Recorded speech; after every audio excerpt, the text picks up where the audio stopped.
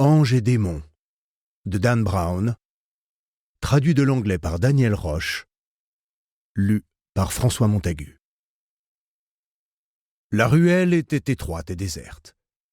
L'assassin accéléra l'allure, ses yeux noirs brillant du plaisir qu'il se promettait. En approchant du but, il se remémora la dernière phrase de Janus. « La phase 2 est imminente. Repose-toi en attendant. » L'homme eut un sourire suffisant. Il était resté éveillé toute la nuit, mais dormir était le cadet de ses soucis. Le sommeil, c'était bon pour les faibles. Lui était un guerrier, comme ses ancêtres avant lui, et une fois la guerre déclarée, ceux de sa lignée ne dormaient plus. Or la guerre avait commencé, pas de doute là-dessus, et c'est à lui qu'avait été réservé l'honneur de porter le premier coup. Il avait maintenant 2 heures à passer pour célébrer sa victoire avant de reprendre le travail. Dormir ? Il existe de bien meilleures façons de se détendre. Son appétit pour les plaisirs charnels lui venait de ses ancêtres. Ces derniers avaient eu un faible pour le haschisch, mais lui était porté vers d'autres voluptés. Il était fier de son corps, formidable machine à tuer qu'il refusait, tradition ou pas, de polluer avec des stupéfiants quels qu'ils soient.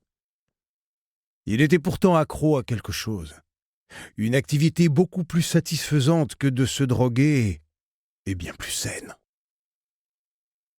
De plus en plus impatient, l'assassin pressa encore le pas. Stoppant devant une porte anonyme, il pressa le bouton de la sonnette. Un bref regard, sous des paupières bistres à travers le judas, et la porte s'ouvrit. « Bienvenue », fit l'élégante hôtesse. Elle le fit passer dans un petit salon d'un goût parfait. Lumière tamisée, fragrance d'une bougie parfumée au santal et au musc. La femme lui tendit un album photo. « Sonnez quand vous aurez fait votre choix. » Elle s'éclipsa. L'assassin sourit. En s'installant sur le canapé moelleux et en disposant l'album sur ses genoux, il sentit l'excitation le submerger. Ses coreligionnaires ne célébraient pas Noël, mais il lui semblait comprendre ce que pouvait ressentir un petit chrétien à la vue des cadeaux qu'il se préparait à déballer. Il examina les photos. Une vie de fantasmes sexuels défila devant lui. Marisa, une déesse italienne ardente, une Sophia Loren jeune.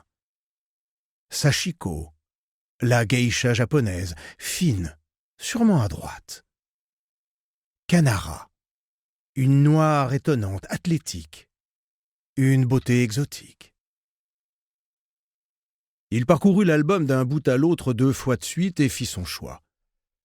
Il pressa le bouton de la sonnette d'argent posée sur la table basse. 1 minute plus tard, la femme qui l'avait accueilli réapparut. Il lui indiqua son choix. Elle sourit. « Suivez-moi. » Après s'être entendue avec l'homme sur le tarif, l'hôtesse décrocha un combiné dans lequel elle murmura de brèves instructions.